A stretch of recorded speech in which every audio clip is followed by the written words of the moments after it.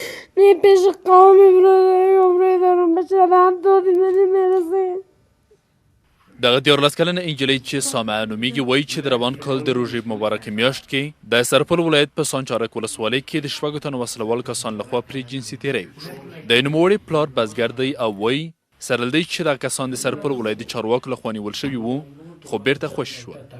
د سامعې د پلار په وینا تېری کوونکي زورواکه او وسلوال کسان دي. له دې مخې دوی هر کله د دغو کسان لخوا ګوښل کیږي او اوس یې خپل کور خوشې کړی او کابل ته راغلی او د ښار په یوه مسافرخونې کې ژوند کوي. دوی له حکومت او د بشري حقونو له ادارو څخه د عدالت د ټینګښت غوښتونکي شوي دي. بی عزت بی عمره شدم در پیش 4 قوم. یک دختری نادان بودیم خوب خراب دنیا نمیدانستیم که دم ما رو نفرات در داده گرفته میره بعد هم که ادام شوه که ببینم که اینا دیگه نفرهای دیگه که اسپانیال شوه که تو کار نکنه.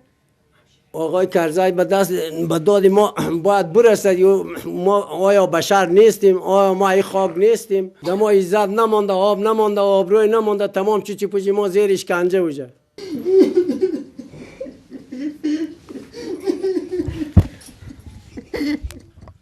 بله انجلۍ چې انیسه نومیږي او 12 کلنه ده پر دې هم په سرپل ولایت کې د 15 تنه وسلوال کسان لخوا جنسي تېری شوی دی. د انیسې پلار چې دغه پیښه ونه شوی زغملی او اوس ګوزڼ وکړی دی او خبرې نشي کولی هم کابل ته پناه راوړي.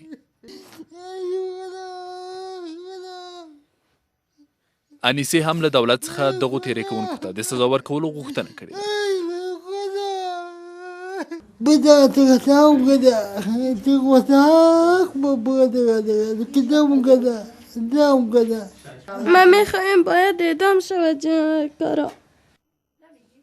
د سرپل ولایت امنیه قماندان وایي چې دغو پیښو عاملان د قانون منګولو ته سپارل شوي دي. نوموړی زیاتوي هر کله چې دغو پیښو عاملان خوشي شي نو دوی ته دې خبر ورکړي.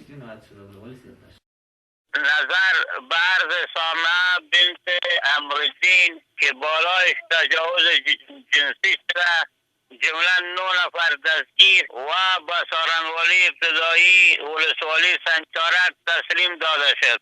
انیسه و مامایش و ادعای تجاوز جنسی را نموده هیئت از مرکز وزارت امور داخله آمده و تعداد 4 نفر افسران قماندانی امنیه و شمول قماندان امنیه ولایت سرپل و مدیر جنایی از وظیفه برکنار شدند. په هیواد کې د جنسي تېریو زیاتوالی په ځانګړې توګه پر ماشومانو د خلکو سخت اندېښنې راپارولې دي.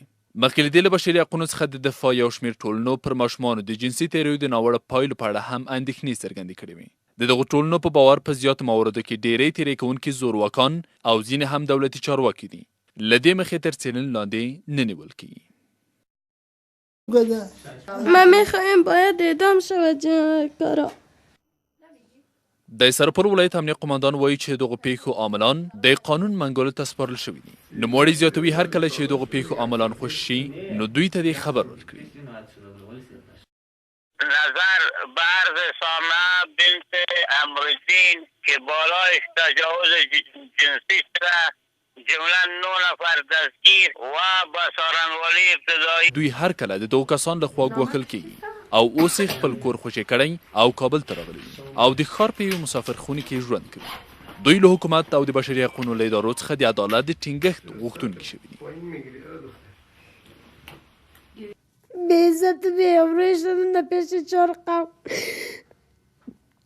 یک دختری نادان بودیم خوب خراب دنیا نمیدانستیم که دم ما رو نفرات در داده گرفته میره بعد هم که ادام شوه که ببینم که اینا دیگه نفرهای دیگه که اسپانیال شوه که تو کار نکنه.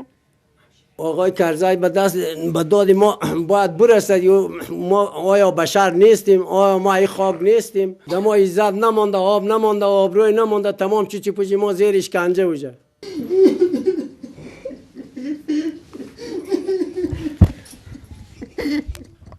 بله انجلۍ چې انیسه نومیږي او 12 کلنه ده نه پیش قومی عمره دارم بشدم دادی منی مرسه. دغه 14 کلنه انجلۍ چې سامعه نومیږي وایي چې د روان کال د روژې مبارکې میاشت کې د سرپل ولایت په سانچارک ولسوالۍ کې د شپږو تنو وسلوال کسان لخوا پرې جنسي تېری وشو. د نوموړي پلار بزګر دی او وایي سره له دې چې دا کسان د سرپل ولایت د چارواکو لخوا نیول شوي وو خو بیرته خوشي شول. د اسامې د پلار په وینا تېری کوونکي زورواکه او وسلوال کسان دي. له دې مخې پر دې هم په سرپل ولایت کې د 15 تنه وسلوال کسان لخوا جنسي تېری شوی دی.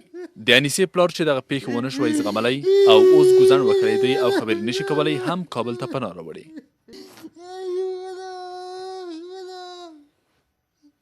انیسې هم له دولت څخه دغو تېری کوونکو ته د سزا ورکولو غوښتنه کړې ده.